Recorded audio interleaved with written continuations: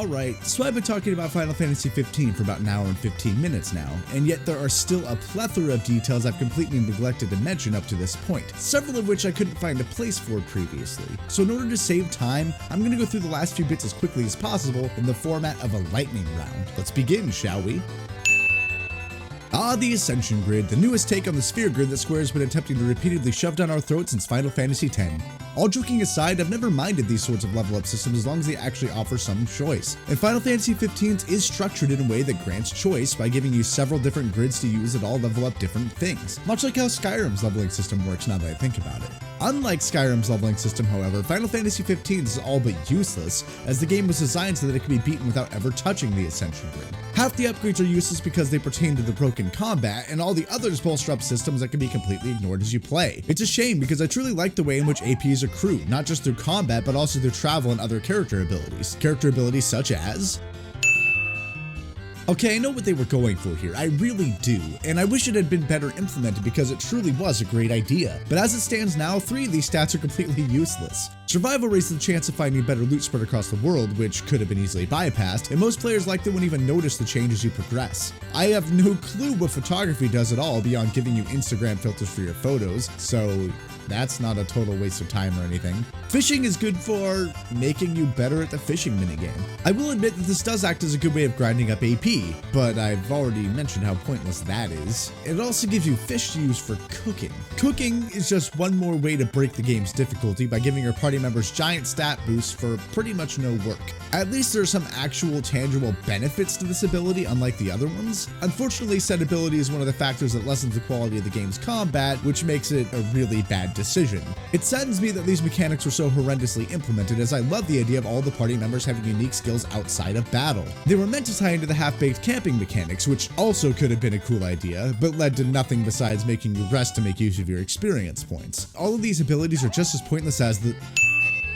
These have become a staple in the series by this point, and there's nothing wrong with the game having a few side activities to give the player a break from the norm, but anyone who uses minigames to defend the quality of a title that isn't Mario Party is clearly missing the point. I found all of the side activities in Final Fantasy XV to be not worth my time, but a game as padded as this one, I do admit they make for a good change of pace. Once again, however, pointing to the minigames is something that raises this game's qualities beyond comprehension for me, as none of them are anything more than distractions from the overall weak game. It isn't as if the minigames here are as involving as Blitzball from Final Fantasy X, or in the case of Final Fantasy VIII's Tetramaster, the true bulk of the title's gameplay. But while we're on the topic of miniature games, how about we take a look at...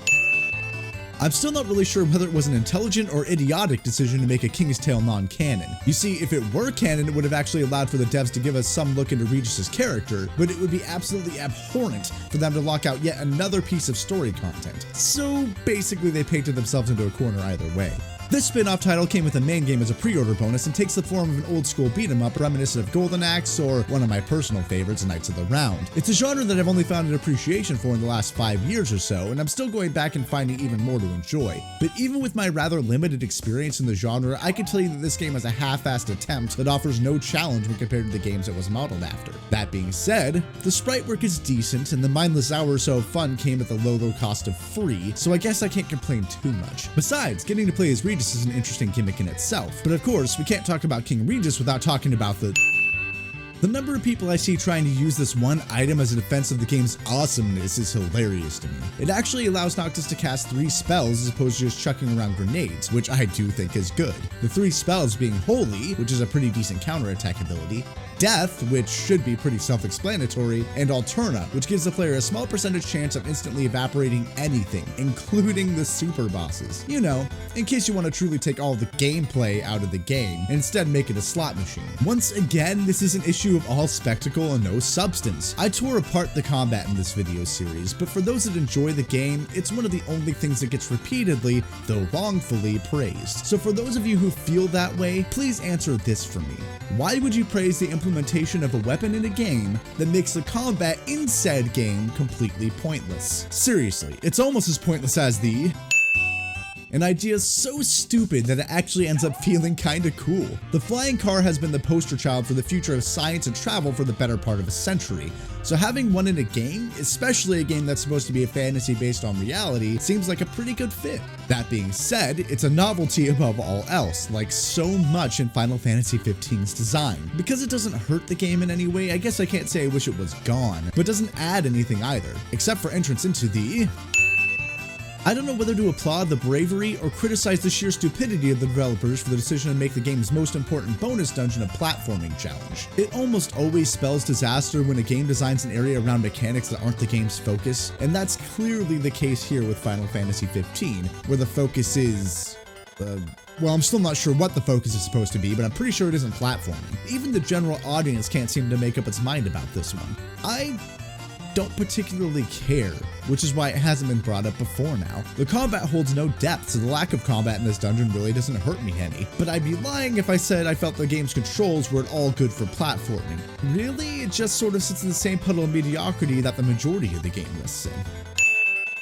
As for the rest of the game's bonus content, well, some people who have disagreed with me up to this point have stated that the gameplay during the main story is simple, but the game gets good when it comes to the other optional content. To which I respond, why couldn't the whole game be good then?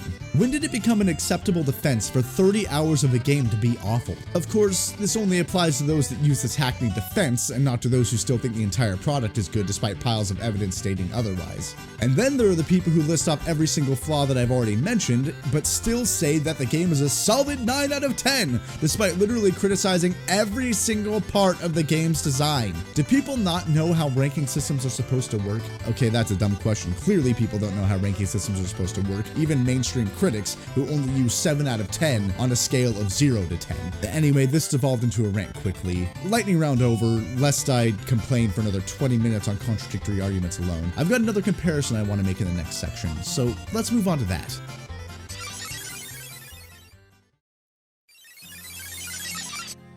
Unfortunately, this comparison is all but inevitable, so I'll try and make it as quick as possible. For those that don't know, Metal Gear and Final Fantasy are my two favorite series of all time, and in the past 2 years, I've had to watch both of them come out completely unfinished. I know I'm not the first person to make this comparison, but given that my most in-depth review and story dissection I'd ever written until this very video anyway was on Metal Gear Solid 5, I felt obligated to discuss what many would at first glance consider to be a hypocrisy of mine. When I did my coverage on Metal Gear Solid 5, I made sure to point out its many flaws, but still stated that I enjoyed the game, while this video of Final Fantasy XV has been far from complimentary. What's the difference, you may ask? Well, the main difference is that Metal Gear Solid 5 had extremely compelling gameplay and actually pushed its genre forward, while Final Fantasy XV has done the exact opposite of that. But it also comes down to the reasons for why each of these products was released incomplete in the first place. With the Phantom Pain, the reason the game was unfinished played out like a tragic tale, with the creation being ripped away from the artist's hands before he had time to actually finish. He was then fired from the company altogether. Hideo Kojima is seen as something of a martyr in the gaming industry now because of this. Never mind the fact that he's been sick of working on the series since Metal Gear Solid 2, and the fact that he had to be cut off from this project because he was spending far too much money and time on Metal Gear Solid 5. The point is, I acknowledge that Kojima is not necessarily innocent in these proceedings, and yet the circumstances behind Final Fantasy XV's release still seem a million times more insulting.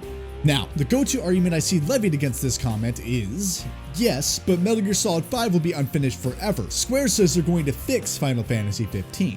And that's exactly the problem. Square is going to fix Final Fantasy XV. Metal Gear Solid 5 was forced to release and is stuck in the state it's in forever. There was no option to delay the game again. The developers had to make the difficult choice of releasing an unfinished product or releasing nothing. That was never an issue for Final Fantasy XV. Yeah, they had pressure from the fans because no matter how long this version of Final Fantasy XV has been in development, fans have been waiting for a mainline entry in the series for 10 years. No, the MMOs don't count. I enjoy them a great deal, but making them mainline entries has always been a stupid decision. Ultimately, the pressure from the fans was Square Enix's own fault anyway, as Square seems to have absolutely no time management skills. People have been waiting for Kingdom Hearts 3 for just as long as Final Fantasy XV, not to mention all of the sequels of Final Fantasy XIII that most fans of the game didn't ask for. They should have let Final Fantasy XV stew longer, so at least once the game came out, it would have been finished, even if the gameplay would have still been substandard.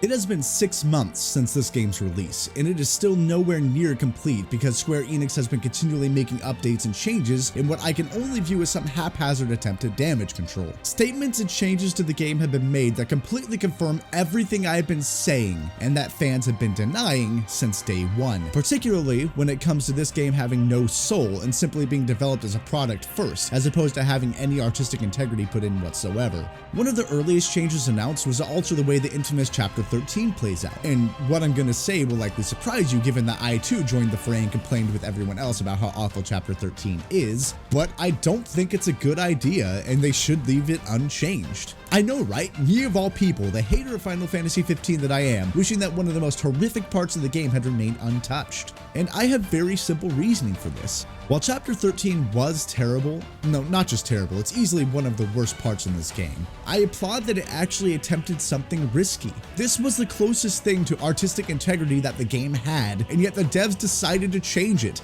because, and I'm quoting here, our main objective is to relieve any unintentional stress to the player and add elements that will expand the breadth of gameplay. Relieve any unintentional stress? You have got to be kidding me. Okay, let's try this again, with Tabata actually being honest about the reasons for the change. This was supposed to be a game for a mass audience, and the mass audience didn't like our vision here. We better change it so we can make the game more popular. This is unbelievably frustrating to me. There was actual intent with this chapter. I mean, it didn't work as intended because it dragged on for far too long, which is disappointing, but instead of fixing it to properly convey the feelings and themes they were trying to present, they're now just throwing it all out. I officially have no respect for any of the people working on this game who claim to be artists and not just corporate shills, and that includes Tabata, though I risk being lynched for saying so.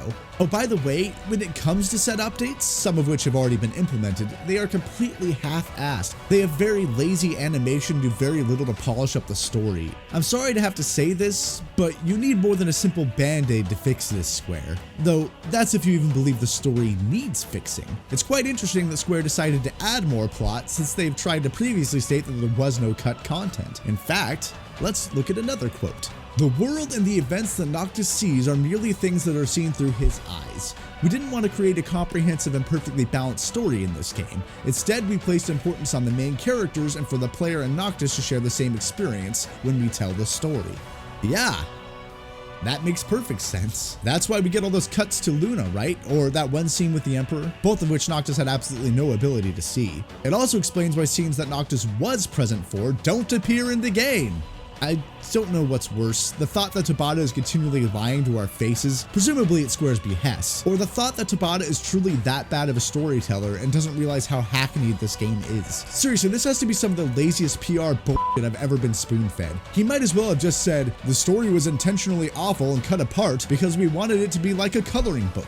We give the outline, but the player is supposed to fill in the details. See, I just came up with a better excuse off the top of my head. Not even the company's lies have any effort put into them. I also can't wrap my head around all the additions and changes they are planning on making to the game in the future. For example, the constant rotation of special timed hunts and events like the Mog Festival, which has already come and gone. Why the hell are there timed online events in my single-player role-playing game? I mean this question sincerely. Why the hell are time, money, and resources being wasted on this content when the main bulk of the game continues to remain unfinished and incomplete? How about adding some actually meaningful gameplay sections in the second half of the game instead of making random monsters to fight? I mean, I guess it makes sense that they wouldn't have time to fix or add in the cut content while the devs are far too busy crafting multiple endings. Wait a minute, what? Multiple endings? Oh my god. I can't be the only one that thinks this is a ludicrous statement, right? It once again speaks volumes about how little creative vision the writers and director had when it came to this project. Their story means so little to them that they are willing to release alternate endings for no goddamn reason. Also, customizable characters, because their goal with the game was to allow you to experience the story and bond with the 4 characters they crafted, so why the hell not throw all that out and replace it with custom player crafted avatars? Now, to be fair, these avatars are also supposed to be usable in an upcoming multiplayer mode that will let you hunt monsters together. This has become so stupid that not only have I run out of synonyms for the word, but I honestly and truly have no idea what Square is attempting to do or who Square is attempting to appeal to anymore. I hate to fall back on another lame analogy, but I honestly don't know how else to describe this. Square is trying to take every remotely enjoyable aspect of every other AAA game on the market and throw it into a blender without putting in any thought about how these ideas will benefit or hinder the game's core design. I've been bashing this game left and right, but I'd rather they took some steps to improve the game, not make it repeatedly worse by implementing random and ultimately pointless features. Was anyone anywhere asking for these sorts of things to be put into the game? And out of those people, if they do exist, did any of them prefer these additions over having a more fleshed out core campaign? I'm genuinely asking because this is one of those moments where the decisions being made are so inconceivable to me that I'm having to question my own intelligence. I'm clearly just too blind to see the big picture here. I honestly and truly don't get it. Not even from my financial stance. What does Square have to gain from these updates? I am left completely dumbfounded by all of this and the implications it has for the company as a whole. I guess it's an incredibly interesting experiment. I can admit that much. Supporting the game now for at least 6 months after the initial launch with so much planned content that it likely won't be complete for at least another year, unless of course Square just gives up on all this ambition, which is an incredibly likely scenario. The problem is, their terribly long development cycles have me gritting my teeth at the thought of even their interns wasting precious minutes on this title that could be going towards something else. I'd like to bring up one last point for those of you who still wish to believe that FF15's cut content wasn't an insidious means of making more money, and instead was simply a case of the poor devs not having enough time to finish crafting the experience. I'm going to post a clip from a much more reputable gaming journalist than myself, someone who has been in the game long enough to have actual connections and sources which have commented on this exact scenario in the past. And before we get to it, yes, I totally see the irony of claiming this man is more reputable than I am, despite him highly reviewing this game that I am currently tearing apart. We all make mistakes, even the man who proclaims all should thank God for him. Take it away, Jim Sterling.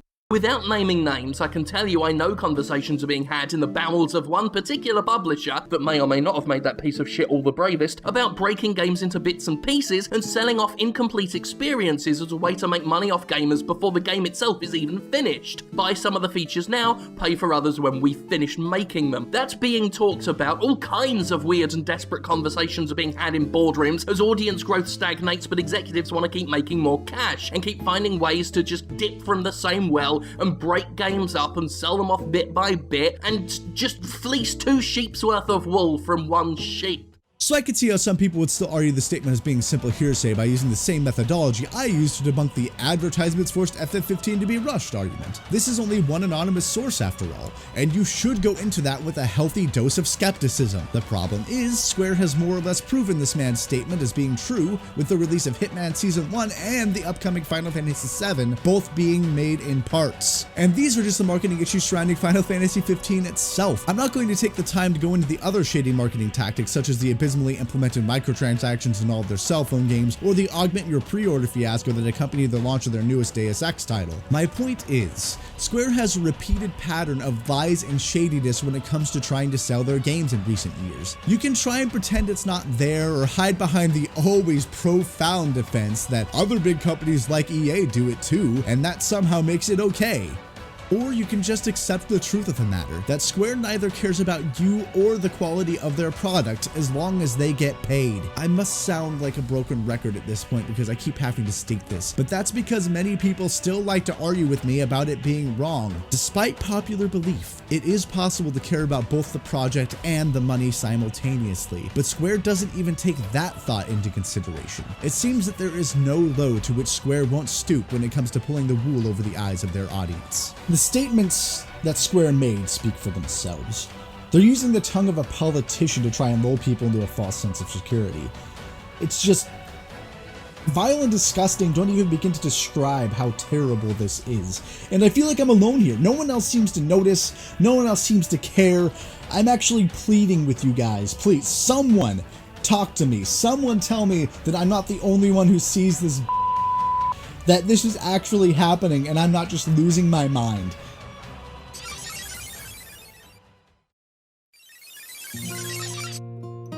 Even with all that I've already said, a discussion of Final Fantasy XV's story is inconclusive because Final Fantasy XV is not a self-contained story. If we really want the entire plot, we have to sit and watch Brotherhood and Kingsglaive. At the very least, that should mean that a lot of the plot holes should be cleared up, right? In fact, Kingsglaive hurts the game's plot by giving away arguably the biggest twist it has going for it. Look, I'm not here to fully critique the side content. This video is long enough as it is. Instead, I want to focus only on the way that the side content affects the content of the game itself. That being said, I'm not really going to focus on performances or visual quality or anything like that. I'm only really going to focus on the story content. So, let's start with Brotherhood. I actually have very little to say about it, and surprisingly what I do have to say is mostly positive. I enjoyed the hour or so I spent with the miniseries. The fact that each episode was dedicated to one of the main party members really helped prepare me for what the characters would be like in the main game. I also enjoyed the fact they gave the slightest hint at their motivations and how they became connected with Noctis in the first place. I'm going to give some of the thoughts I had while watching Brotherhood. Oh my, holy shit, is that Merilith? She's my favorite of the 4 fiends from the first Final Fantasy game. I can't wait to fight her in the game myself. Maybe the other fiends will be in the game too. Oh, nope. Okay. That's disappointing. Hey, wait a minute. When is this taking place again? It doesn't happen in the game, yet it obviously is after the king dies. Is this even canon? Whatever. Speaking of the king, we actually get to see King Regis being a father. Oh, so I guess they did have a relationship. Not a very well developed one, but at least it's there. Man, wouldn't it have been awesome if this was actually brought up in the game somewhere? I want to know where the hell Gladio got his scar. It's not in the anime, but it's in the game and damn it, I just need more info on this guy. He is easily my favorite character in the entire game. I mean, how could he not be after he called Noctis out for being the spoiled brat that he is?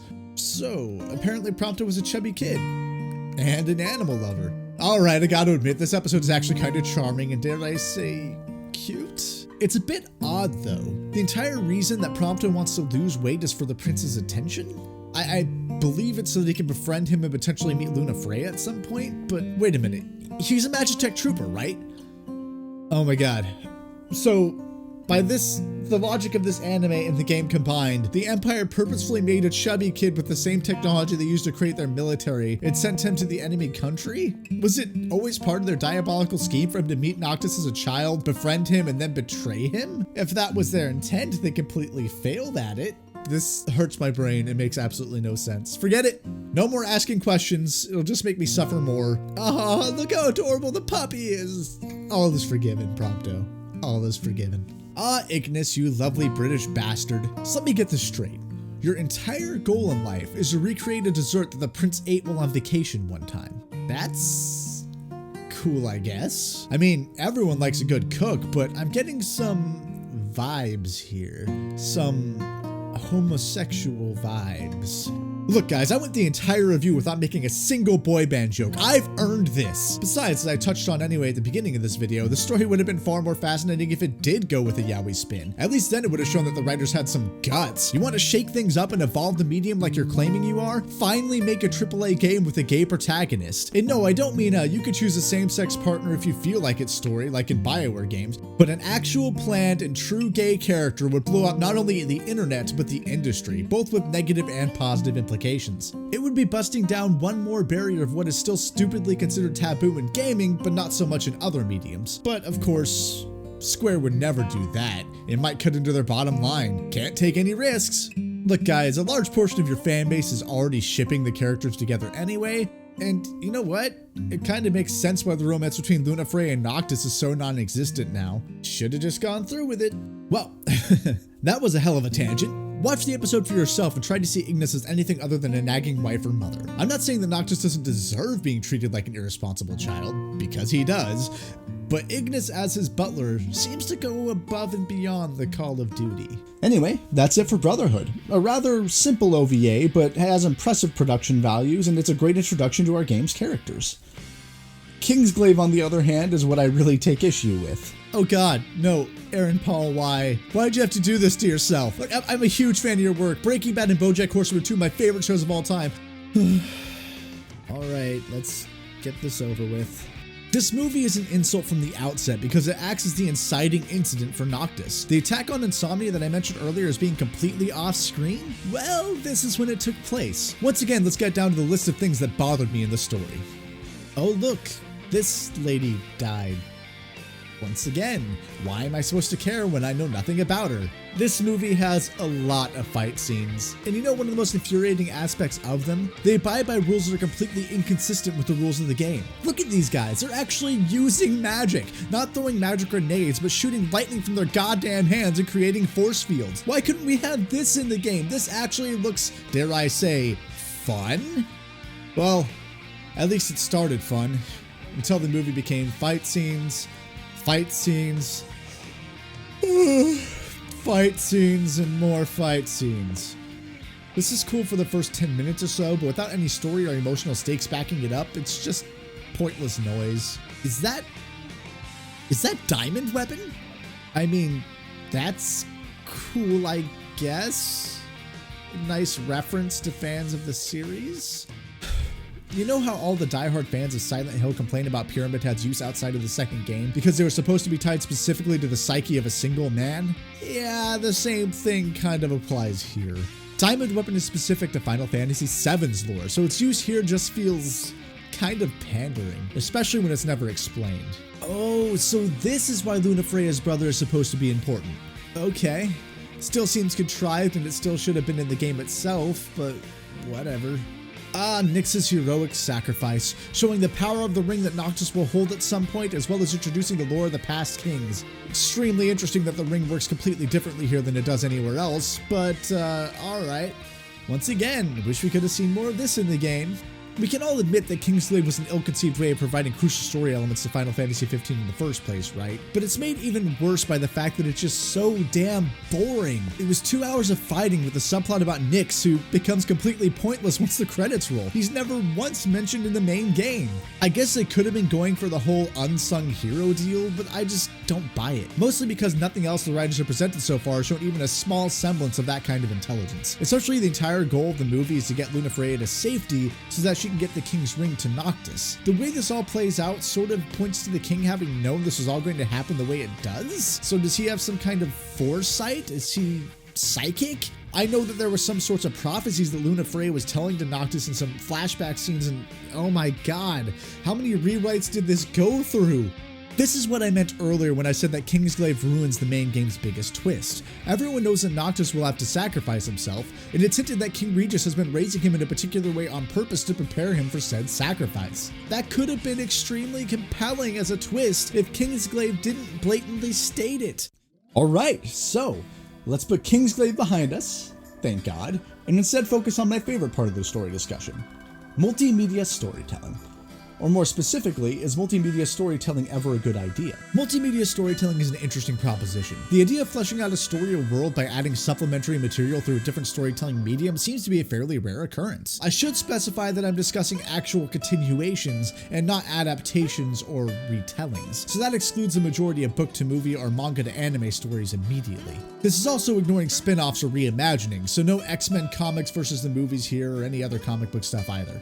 When I say multimedia storytelling, actually one of the best examples that comes to mind was already done by Square, the Final Fantasy VII compilation. The story obviously began with the original Final Fantasy VII, but since then Square's made both a prequel and sequel game, a sequel movie, and a novella that ties the original game to said movie. That's not even mentioning the anime OVAs On the Way to a Smile and Last Order, but that muddies the waters a bit since those are both retellings of content from the previously mentioned book and prequel game. All of these items expand upon the original story directly, and while the quality of said items is dubious at best, it perfectly establishes a benchmark for what I'm attempting to discuss here. So, is it a good idea to spread a story across multiple mediums? Movies are pretty easy because a lot of people are willing to sit and watch something for 2 hours, but not everyone enjoys the anime or cartoon aesthetic, which makes that a dangerous proposition for a lot of stories. Of course, that doesn't necessarily apply here because if you're playing Final Fantasy, then you're more likely willing to accept anime since the games are already influenced by that style. But what about something Western made? Like Mass Effect, for instance. Mass Effect is a Western RPG with a sci-fi setting that feels more akin to Star Trek than something fanciful like Star Wars. It's the same audience that enjoys a more serious tone and realistic aesthetic willing to follow it up with an animated movie or comic book? It's hard to say. That's not even mentioning all the novels the game has spawned as well. The truly great thing about Mass Effect's multimedia universe is that it's optional. The games stand alone as a cohesive unit, while Final Fantasy XV's multimedia universe does not. If you want to understand Final Fantasy XV's story, then Kingsglaive at the very least is mandatory, while Brotherhood makes for interesting background information for the main heroes, but isn't necessarily needed to understand what's going on. This brings up the all-important question: is it acceptable to create a story that requires spectators to jump from one medium to another? The only thing I can truly compare this to is movie adaptations. Many a critic have stated that an adaptation needs to stand on its own and tell a complete story. It can't expect viewers to have read the original work. I actually feel that a similar train of thought exists here. Square can't expect people to have seen Kingsglaive, unless of course they were to offer it as a free addition to the base game. This was a particularly sinister decision, because Brotherhood was released for free on YouTube, and I give them props for that. But as I already mentioned, it was completely non-essential. They blocked the most important aspect of Final Fantasy XV's story behind a DVD and Blu-ray paywall. I actually spent a long time thinking on this, attempting to look at the potential benefits and artistic merit of multimedia storytelling, trying to find any way that I could justify Square's actions here, and I can't find any, at least not with the template that Final Fantasy XV uses. If Kingsglaive had actually been an additional story, something to flesh out the lore as opposed to acting as the inciting incident for the entire game's plot, it would have been acceptable. But I can't defend this. Mass Effect, Halo, Avatar: The Last Airbender, keep doing what you're doing. You are showing that multimedia storytelling can be done right. Square Enix, on the other hand, just stop doing what you're doing. Stop everything, please.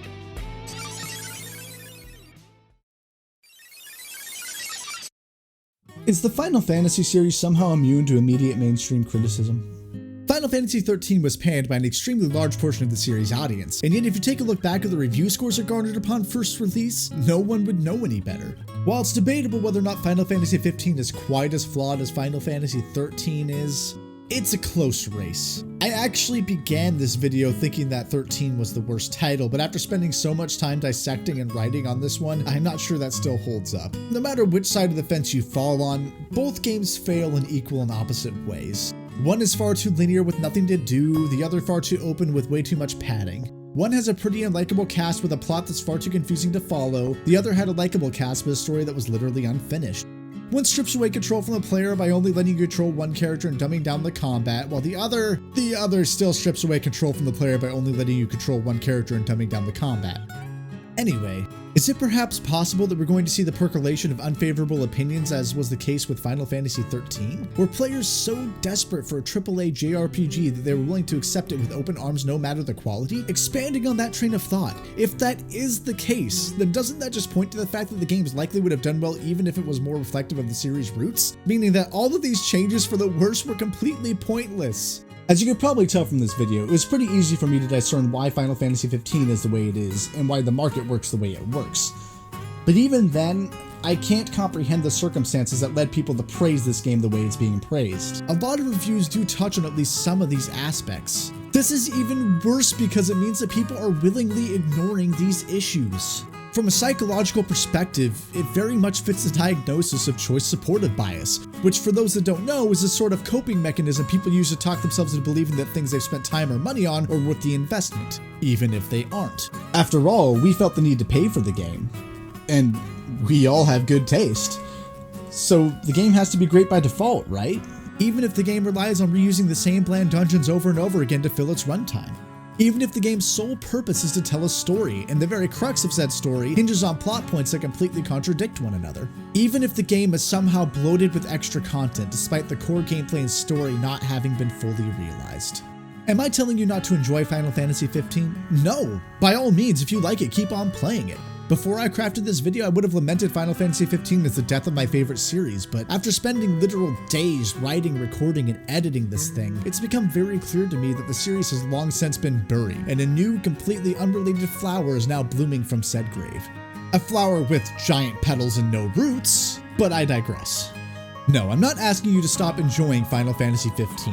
or any other game for that matter. I have my own fair share of guilty pleasures that I love playing through. But I am pleading for you to recognize mediocrity and poor design when you see it, and stop giving undue credit to games that don't deserve it. I know I've said it before, but please remember that enjoyment does not always equal quality. Please keep that in mind, because your praise, fan loyalty, and financial backing could be going to far more deserving projects, to people who actually care about the games that they're making, and not just about a quick turnaround on their financial investment or selling to the broadest possible audience. I really hope that it opens some eyes here. That way people that do choose gaming as their main medium of choice can think about it all a bit more critically. Because gaming is an art form, and we should start treating it like an art form. After all, if we don't, who will? The AAA market certainly doesn't care enough to do so. All they care about is making their money. Thank God for indie devs, because they're the only thing keeping this industry from stagnating completely. My point is, if we don't start making our voices heard and demanding more than the minimum effort from the people who run this industry, we can be sure that all they're going to do is continue cutting corners.